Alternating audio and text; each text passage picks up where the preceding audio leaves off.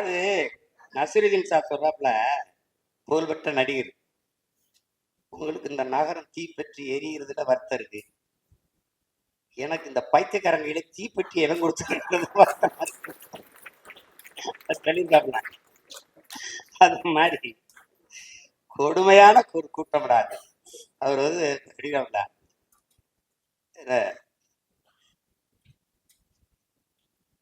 என்னன்னு தெரியல, இதை நான் கவர்ச்சியால் வந்து விட்டேன் என்று சொல்கிறார்கள். கோவப்படுறாப்ல. தப்பு தானே. அவரு மண்டேலா மாதிரி 27 ஆண்டு சிறையில் இருந்து வந்துட்டாப்ல. எண்ணற்ற தியாகங்கள், எண்ணற்ற வழக்கு, பல சிறை கொட்டடிகள், அனுபவம். அப்புறம் 200 கோடியில 100 கோடியை சல்மான் மாதிரி வாங்குற சம்பளத்தை பாதிய மக்களுக்கு கொடுத்து கொடையா கொடுத்து மக்களின் இதயத்தை வென்று வந்துட்டாங்க. சினிமா டு சிஎம் எளிதா டிரான்ஸ்பர் ஆயிடுச்சு இல்ல, அதனால உங்களுக்கு தெரியல, கோவம் வருது வேற. சரி, என்னதான் தகுதி சொல்லுங்களேன் சிஎம் சார். சிஎம் சார், நீங்க உங்களை மக்கள் தேர்வு செஞ்சதுக்கு ஒரே ஒரு காரணம் சொல்லுங்க. ஒரே ஒரு காரணம் சொல்லு. ஒரே ஒரு காரணம். நீ வேணும் அவங்க ஆளுங்களுக்கு ஒரே ஒரு காரணம் சொல்லு. சினிமாவில் நடிச்ச 69 படத்துல ஒரு படம் நல்ல படம். இந்த சனம் ஒரு படம் கூட நல்ல படம் தராதவன் நல்லாச்சு தருன்னு நம்புது.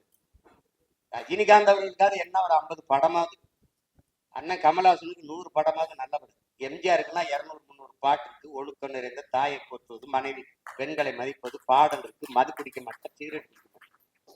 நீ தம் அடிக்கிற அழகை பார்த்து தனலிச்சிமி இரும்பிச்சிமி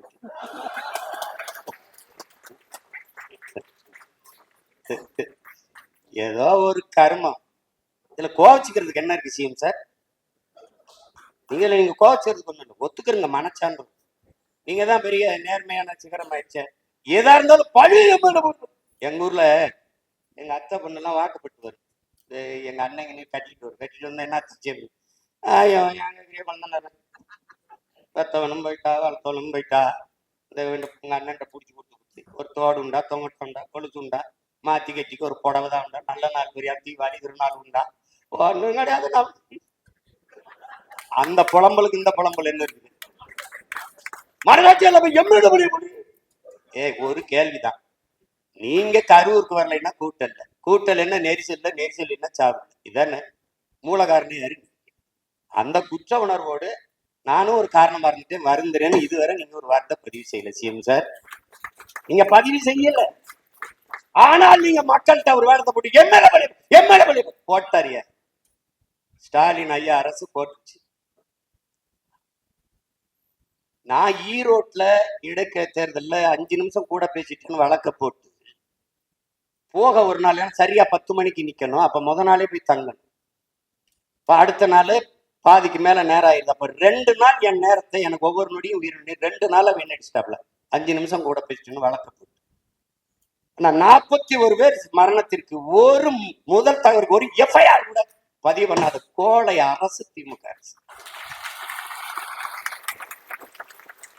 தற்காத்து விட்டவன் இந்த பிஜேபி, இந்த ஏடிஎம், இந்த 2 பேரும் சேர்ந்து உண்மை கண்டறியும் குழு. ஏன் அந்த தூத்துக்குடி துப்பாக்கி சூட்டுக்கு உண்மை கண்டறிய வரல? ஆந்திர காட்டுக்குள்ள 20 பேர் சேர்த்து உண்மை கண்டறிய வரல? ஏன் கண்டறிய வரல? ஏன் உடனே வந்து உண்மை கண்டறியும்? திமுகவை எதிர்த்தவன இவர் ஐயா அதிமுக எடப்பாடி ஐயா குறுக்க விழுந்து சட்டசபையில பேசி அவ்வளவு பெரிய சபையில ஆதரிச்சு பேசணும்னு இங்க பயந்துக்க. இன்னைக்கு அழகா சொல்ற எம்எல்ஏ படிய போட்டாங்க. பழி உங்ககிட்ட இருக்கு, உளவுத்துறை இருக்கு, காவல்துறை இருக்கு, எல்லா சிபிசிஐடி இருக்கு, எல்லாம் இருக்கு.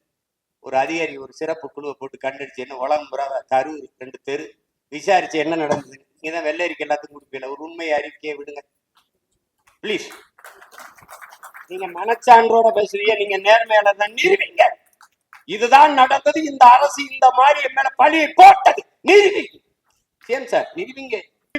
போக பொருள் எல்லாம் கொண்டாந்து இப்ப இன்னைக்கு எம்எல்ஏ பழிய போடுறாங்க. ஏய், தெரு கஞ்சா விற்கன்னு தெரிஞ்சுதானே நான் வந்து போதை ஒழிக்கணும்னு சொல்லிட்டு வந்தியே. நான் ரொம்ப நாள்லாம் கேட்கலையே. முதல்வன் படம் மாதிரி காலையில 5 மணி சாயந்தரம் 5 மணி வாத எங்கேயாவது வித்தான்னா சொல்லு கூட எனக்கு. எப்படிப்பட்ட ஆளுங்க பாரு. கஞ்சா இங்க விக்குது, கொக்கைன்னு இங்க விக்குது, மெத்தப்பட்டமன் இங்க விக்குது, ஆபின் இங்க விக்குது. யாருக்கு தெரியுது? வாங்கி பயன்படுத்துறோம். இந்த இடத்துல கஞ்சா கிடைக்குது, இந்த இடத்துல கொக்கைன் கிடைக்குது, இந்த இடத்துல அபின் கிடைக்குது, இந்த இடத்துல கிடைக்குதுன்னு தெரியுது. யாருக்கு? வாங்கி குடிக்கிறவனுக்கு பயன்படுத்து. ஆனா போலீஸ் எப்படிப்பட்ட போலீஸ்? எப்படிப்பட்ட போலீஸ்? என் தம்பி லாரி உரிமையாளர்கள் அந்த மண் எழுதிட்டாங்கல்ல, மண்ணு சவுடு மண்ணில் முறையீடு ஆற்றி விடுவான். என் தம்பிட்டு வந்து சின்னவன்ட்ட போய், நே அண்ணனுக்கு சொல்லுங்கண்ணே, நல்லா ஒரு லாரிக்கு 1000 ரூபா வாங்கிக்கிறாங்க, 2000 அடம் பிடிக்கிறாங்க, நாங்கெல்லாம் எங்கேன்னு போறது? அண்ணன்ட்ட சொல்லுங்கண்ணே. டேய் இருடா, ஒரு 6 மாசம் நானே நான் வந்து மௌன விரதம்டான்னு. நீங்க களத்துக்கு வரும்போது என்னை சமாளிங்க பார்ப்போம், எப்படி சமாளிக்கிறீங்கன்னு பாக்குறேன். நீ காட்டு பள்ளியில நீ கட்டு பார்ப்போம், நீ தண்ணீரை வித்துறா பார்ப்போம், நீ ஜல்ஜனா பிரிச்சனா சொன்ன வித்துரு பார்ப்போம். சொந்த குடிகளுக்கு தண்ணீரை ஊற்றி முடியல, ஒருத்தன் வந்து ஒரு முதலாளிகிட்ட கொடுத்து அவன் தண்ணீரை விற்கிறான், அவன் தண்ணீரை கொடுப்பானா எனக்கு? உனக்கு அதை விட என்ன வேலை? அதை விட என்ன வேலை? என்ன வேலை? அவன்கிட்ட கொடுத்தா அவன் சொல்றதா, அவன் கொடுக்கறதான் தண்ணி, அவன் விதிக்கிறதா. ஒரு நாடு அறிவை வளர்க்கும் கல்வி வியாபாரம், உயிரை காக்கும் மருத்துவம் வியாபாரம், உலக உயிர்களின் உயிர் தண்ணீர், உயிர் தேவையா இருக்கு தண்ணீர் வியாபாரம், எல்லா வியாபாரம், போக்குவரத்து வியாபாரம், மின்சார உற்பத்தி. பாருங்க, மின் உற்பத்திக்கு என்ன ஒண்ணு ஒரு தற்சார்புக்கு ஏதாவது வருதா? வச்சுக்கிறாங்க பிரைவேட் ஏதாவது இல்லை. நீங்க என்ன பண்றீங்க? சோலார் மின் பூங்காமா, எவ்வளவு இடம்? எல்லாம் தொழில்துறைக்கு வாங்க, முதலீட்டாளர்கள் இன்வெஸ்ட் பண்ண வாங்க. நாங்க வந்து ஒற்றைச்சாளர முறையில் சிங்கிள் விண்டோல திறங்க. எங்க நடுவாய், எங்க தொழிற்சாலையை வைப்பார், எங்கே வைப்பார்? அது என் நிலத்தில் தொட்டரா பாக்குறீங்க, நல்ல தற்போது தொட்டரா பாக்குறீங்க. எனக்கு ஒரு வேலை கிடையாது.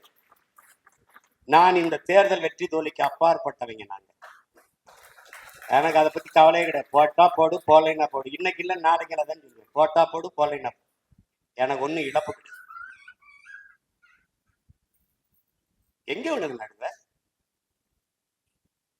சிப்காடு தொழிற்சாலை, ஒரு தொழிற்சாலையை நீ நட முடியாது, வைக்க முடியாது. இருக்கிறதே நான் மூடிட்டு தான் போகும்.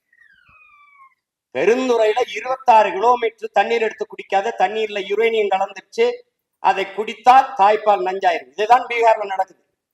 அவன் தேர்தலுக்கு முன்பு சொல்லல, தேர்தலுக்கு பிறகு 10 மாவட்டத்தில் தண்ணீரில் யுரேனியம் கலந்திருக்கு, எடுத்து குடிக்காத, தாய்ப்பால் நஞ்சு கலந்து பிறக்கிற குழந்தை குறையோடு பிறக்குதுன்னு சொல்றான். அவன் நல்லா இருந்தான் தேர்தலுக்கு முன்னாடி. இது எவ்வளவு பெரிய ஐக்கியத்தனா? இவன் எதுக்காக 12 நாள்ல பதவி வழங்கினான்? ரெட்டலையில வென்றவன், வெக்கம் இல்லாம எதற்காக? எதற்கு? அல்ல ஒருத்தர் சொல்றாப்ல, ஐயா எசக்கி சுப்பையாங்கிற காந்தி நேரடி வாரிசு, அவர் சொல்றாப்ல, அது வந்து நம்ம ஆளுங்கட்சியோட இருந்தாதான் மக்களுக்கு ஏதாவது நல்லது செய்ய முடியும். பல பெரிய ஜனநாயகவாதிகள் அப்படின்னா எதிர்கட்சியே இருக்கக்கூடாது இல்லையா? ஆளுங்கட்சியில இருந்தாதான் அவர் தொகுதி நிதி தருவார், மக்களுக்கு நல்லது செய்ய முடியும். இது என்ன? இது ஜனநாயகமா அல்லது சர்வாதிகாரமா? கொடுங்கொன்மை. இது எப்படி? எப்படி? அறநிலைத்துறை அமைச்சர் ஒருத்தருக்காருல ஒரு தம்பி, அவர் பேசுறாரு திருச்சியில, ஒரு வரலாற்று பெரும் முழக்கத்தைக்கிறார், எதிர்கட்சியே இல்லாத சட்டசபை அமைப்பான். உன்னை தாண்டா தேடிட்டு இருக்கேன், உன்னை தாண்டா தேடிட்டு இருக்கேன். எவ்வளவு பெரிய ஜனநாயகவாதிகளா! இதுல நம்ம இன்னும் கொஞ்சம் என்னைய சப்போர்ட் பண்ணிருக்கலாம். அடப்பாவி, இதுவே அதிகம்டா. டேய் இவரு நம்மால் ஏறி இன்னும் கொஞ்சம் என்னைய சப்போர்ட் பண்ணிருக்கலாம்.